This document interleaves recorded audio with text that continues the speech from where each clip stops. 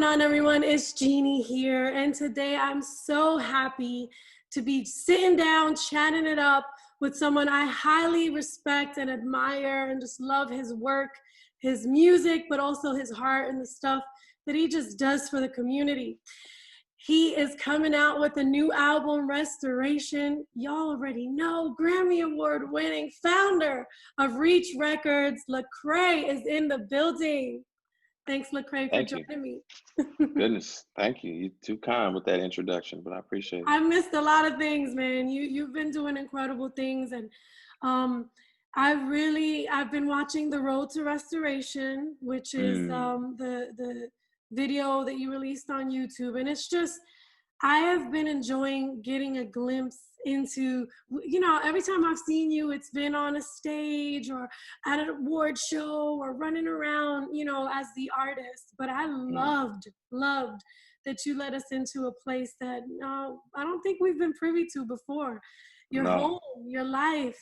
Talk about that and wanting to open up that door to us.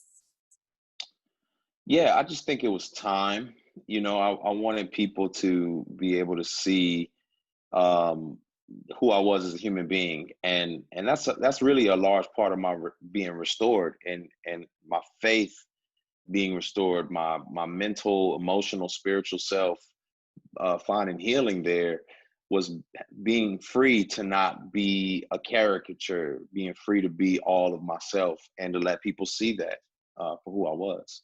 Yeah, and I appreciate that because, you talk about very vulnerable issues that I think at one point or another, we all will face it. We might not walk the same exact road, but dealing with that success and just getting caught up in success, and then dealing with, tragedy or chaos happening, depression setting in. I do want to talk a little bit about, the fame, and you start us off with giving us the accolades and all the things. I mean, first of all, teenage Lecrae was adorable. your little voice is all different, but I mean, how was it for you realizing, dang, the things that I wanted to fulfill, I did? That was crazy to me. Watching it was the first time I realized that all those things being put together. And so that was mind blowing. I had to take a minute and be like, wow, God is good. Thank you, Mom, for supporting me. And yeah, it was just kind of crazy to realize that. It made me more grateful. It made me more appreciative of, some of the things that I've gotten to experience in life. But then at the same time, be careful what you ask for, because you just might get it, and it comes with some. It doesn't always come in the way you think it will. Yeah, that's what I wanted to ask you about.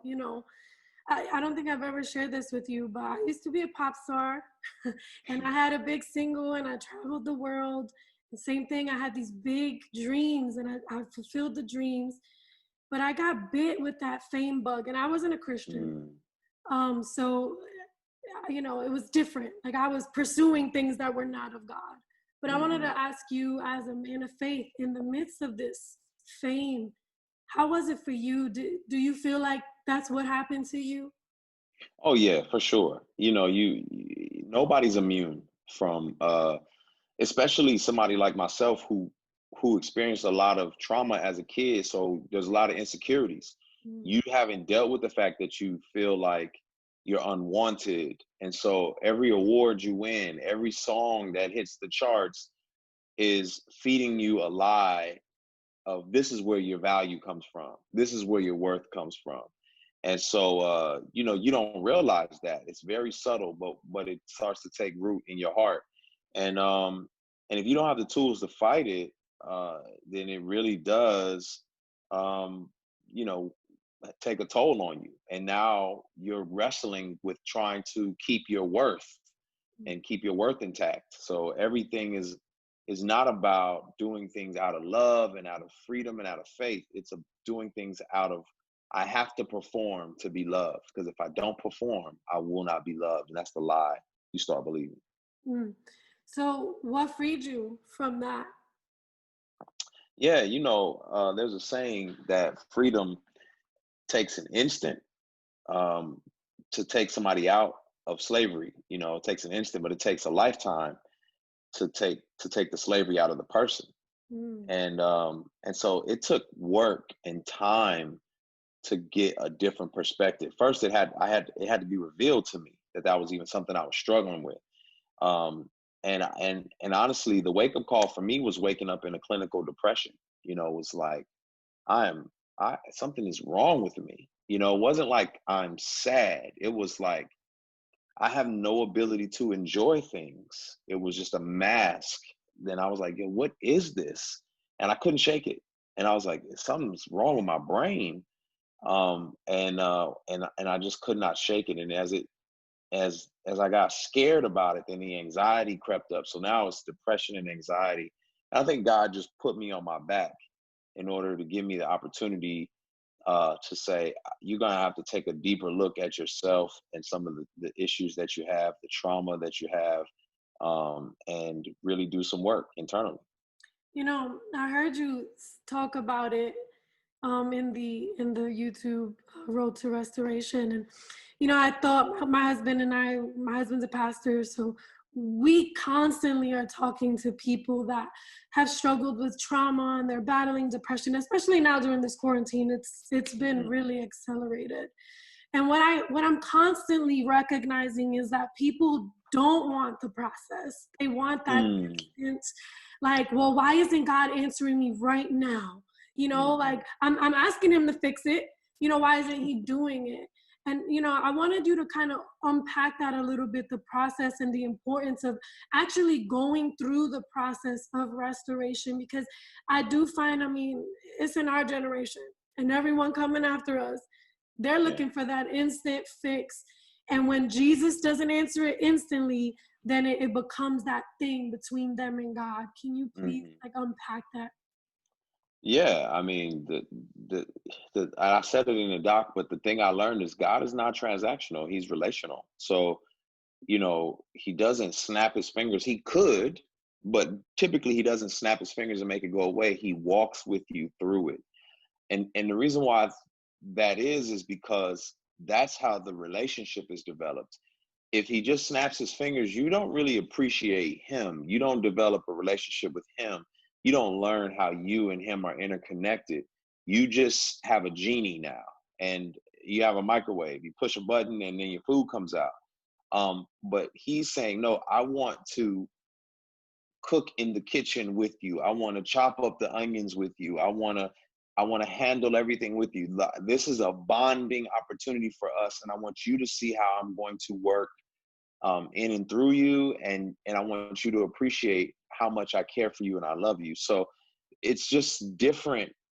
Another way I would say it is it's like getting sick with the flu, and you've got someone there who is making you soup, bringing you something to drink, rubbing your feet, changing your covers. That makes you greatly appreciate them for how they're by your side.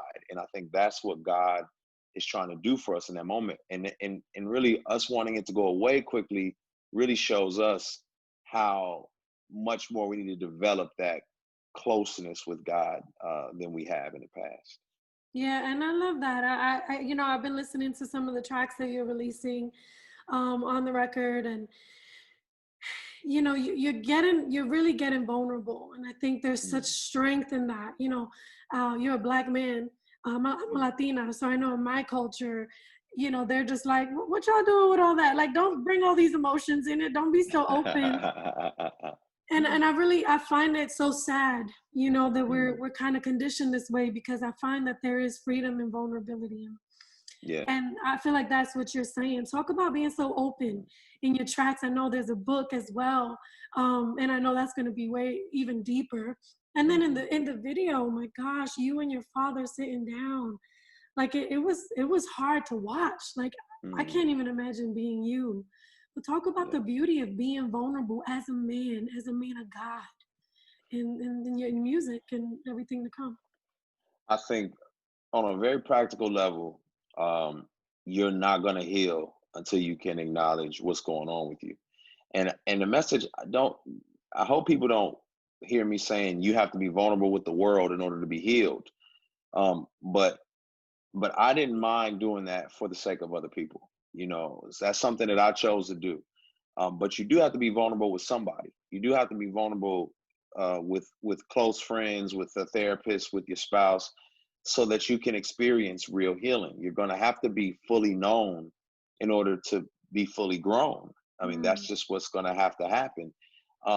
So I wanted to model that. I think Jesus models it perfectly by him in the garden sweating and asking, could his friends stay up and pray with him? That's some serious vulnerability. He didn't say, "Oh man, I got this. It's nothing." I mean, you sure you're okay, Jesus? Yeah, I'm good. It's nothing. It's like, no, I am stressed out. I am afraid, and that is a picture for us. That's a model for us to follow. It's just to admit where we are. All the Psalms written in the Bible are just full of vulnerability, and so that's a model for us to follow. So that's kind of what I wanted to do, was just was let people know, hey, listen, this is where I'm at. And the last reason I'll say I wanted to do that as well is because I'm a public figure, and when you're a public figure, there's a tendency to believe that they have it all together or they're invincible. And I just wanted to tear that down. When I saw people tearing down Aisha Curry for her being honest in an interview, I thought to myself, that's so messed up that she doesn't have a safe place to be free without people tearing her down. It's so messed up that people we're just objects and we're not people anymore. mm. So. Yeah, that's beautiful. Mm, I think that people like you are really changing the game. I think we're going to be entering into an era where that facade of, the star not being able to be human is just being stripped away. And I guess social media has helped, right, with that, and allowing artists to really be very vulnerable, in front of everyone. You also touch on something that I've never heard you talk about, and the reality of your marriage, and the beauty of it, but also the trials that happened. I don't think you've ever said anything like that, and I want you to touch on it because we're in quarantine. And I can't mm, tell you, well, we're coming out of quarantine, but you know what I mean? mhm, All these restrictions and us having to be home and stay home with each other. I can't tell you how many people we've been having to counsel and help them not go towards divorce in this season. mm, And I feel like it came to a head for you mhm, in a moment where everything else was piling up. And mhm. I know there's a lot of people right now that feel that way. Can you talk Yeah. about the road to restoration, even in marriage? Oh man, there's no marriage that is beyond restoration, and so hear me when I say that. It doesn't mean it's gonna happen overnight, and it doesn't mean it'll happen in a year. Um, if I'm to be completely honest, it took us years to get to a breaking point. It took us years of just kind of like going through the motions and not really dealing with all the little, I would say like the small the pile ups over the years, not dealing with those until eventually it's like you're playing a game of Jenga. You just keep stacking up little stack, and then one year they just tumble. And I think you know ours tumbled, but God is a restorer, and so regardless of the circumstance or situation, He can put things back together the right way. And so, what I would tell people is that, you know, if you have not exhausted yourself with counseling, with working on yourself, then you haven't given it everything you got. You know what I mean? If you're not, because you can't change another person, but you can work on yourself in that process, and maybe in working on yourself, you learn how maybe you were contributing to the trauma and the problems in the household, or learning about yourself, maybe you realize you know you're being stepped on and you're not saying something about it, and you have more value and worth than you even understand. So there's a lot in that process as well. But listen, there's no marriage that's beyond restoration. Like, God can do it, sincerely, and I just want to give people that hope. And if you already made a decision to get divorced, restoration's still possible, for you as well. And so I want people to know that as well. There's still hope. Yeah, thank you for sharing that. Yeah. You know, just thinking of the concept of restoration in your own process, why do you think restoration is so important to God? Mm, I think that's a great question. You know what's crazy to me is that that restoration is a perfect picture of love and grace. It's a perfect picture of like I tell my kids this all the time. You know, he's a father, and so I tell my kids, "There's nothing you can do to make me love you more or less." And I want them to know that like they can never go too far to where I'm like, I don't love that kid anymore, right? Or they don't have to perform for me to where I'm be like, all right, I think I love them more now because they did this thing. And God is more perfect than I am. And there's nothing we can do to make him love us more or less. There's no situation that we're in that he's not wanting to help us through. Psalm 23, it says, goodness and mercy shall follow me all the days of my life. And when it says follow me or pursue me, it means like a hunter pursuing prey. Like God is chasing you down with goodness and mercy. And so that's just something that I think we have to remember in the middle of all of the storms and problems that we're experiencing is that God has not left us. He's chasing behind us with goodness and mercy and restorative work for our lives. Amen. When you were being transparent about your depression and during that time, just realizing how disenfranchised we become with even the church or the Christian circles and all of that. I do want to say I thank God for hunting you, hunting after you and just and look at the product, the testimony that's coming forth out of all this. And the good thing is that he continues to do so. In this time of standstill, in this time of quarantine for a time or restriction, what's new? What's something new that God has kind of revealed to you? I mean, you're not Lecrae that's on the road every second right now either. So Yeah. yeah, talk a little bit about that. Yeah, I think one thing that he showed me is that it's okay to be still. It's okay to be still and know he's God. It's okay to not be busy every 5 seconds. It's okay spend time in being present. You can be present when you're not flying all over the country, all over the world. You can be present. And so that's something that I've learned is to be present, is to be available. You know, uh, right before you and I started talking, my son came in and said, "I made this Hot Wheel thing. Do you want to see it?" I said, "Yeah. As soon as I'm done, I'll come check it out." But if I was in New York on a press run, I wouldn't be able to do that. So that's given me that opportunity, and also to see what you need and you don't need. Many of us, um, you know, I'll do one better to see that God provides for our needs. And I've learned that as well, is that many of us are not in the positions that we were in prior to this, but God is still good. He's still the same yesterday, today, and forever. So we'll be okay, and and we don't know what the future holds, but we know we can hold on to His promise. We know who holds the future. Yeah, amen. All right, last thing, and I was a little sad, but I want you to clarify it. I heard you talking to my friend Justin at Rapzilla. Yeah. You leaving? You retiring us from us? What's I happening? what I definitely say this. I'm okay if I don't ever tour again. You know what I'm saying? I'm fine never touring. It doesn't mean I won't do shows.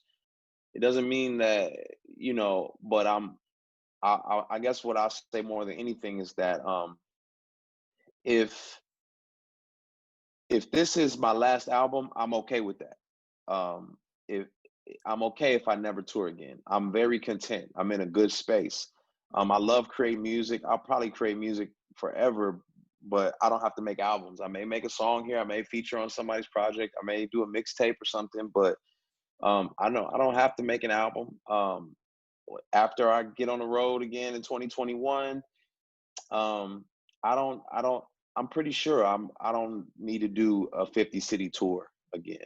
And so there's just so many other things that I've been able to explore while I've been here that I Mhm. think God is moving me into. Well, we have a couple minutes, so I want to hear what are some other things that you feel. I got to tell you, I've heard you preach a couple of times, video clips and stuff, and I mean, the Lord really uses you in that. So I love to see you, coming forth in that. But what are some of these other things that you feel like maybe you'll delve into, or you feel like God is actually, steering you into? Yeah, I think you know, I think when you are the engine behind your own kind of career, um, you don't have as much time to get behind other people's careers. And Mhm. so, there's some things I want to get behind, some people, some educational gaps I want to close for some kids, some financial gaps I want to close for some communities, some artists that I really want to get spend more time pushing and getting behind. And so if I'm not constantly worried about my projects and what I got going on, then I can get behind some other people and push their things. And so that's kind of the lane that I feel like I'm moving in. I love that. It's amazing because I can't remember when's the first time I talked to you, but it was some albums ago. And Hmm. it wasn't the very beginning, but it was somewhere in the middle of the fame for you. And Yeah. I'm looking at you and I'm hearing you, and I can hear the growth and what God has done. And Mm. it's beautiful. Like Oh, I wow. can see the restoration.